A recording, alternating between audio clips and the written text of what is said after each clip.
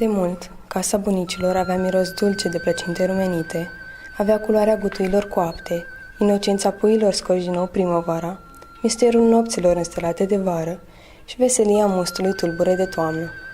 Atât de mult, încât totul pare rube într-un film vechi, fără culori și sonor, fără efecte speciale, cu actori trecuți printre ale vieții, cu multe de spus, dar fără mulți care să asculte.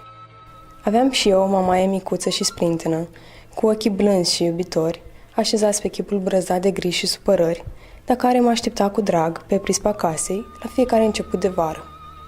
Era acea vreme când, tataia, mai iscusit ca oricine în taina oratoriei, mă captiva de la primele cuvinte, anume potrivite, pentru a țese în jur povestea cuiburilor mari de berze, de pe sâlb de lemn, de la răscruși de uliți și, cea mai frumoasă dintre toate, povestea lor, a doi bătrânei ce au fost tineri ca noi și au trecut prin toate împreună.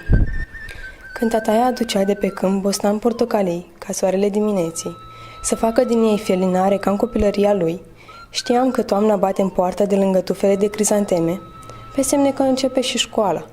dar timpul nu avea măsură în ograda lor. Alteori, amorțeala gerului se îndulcea lângă sobă, iar ușața obrajilor se domolea cu cană de vin fiert. Așezată lângă geam, în bundiță de căprioară, mamaia, cu baticul strâns la spate,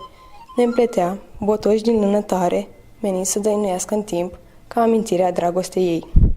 Odăile de altădată, cu miros de var și mobilă veche acoperită de mileuri făurite de acele mâini neobosite, care făceau turtele cele mai gustoase, alintau cel mai duios și se rugau cel mai aprins, sunt acum reci, uitate și prăfuite.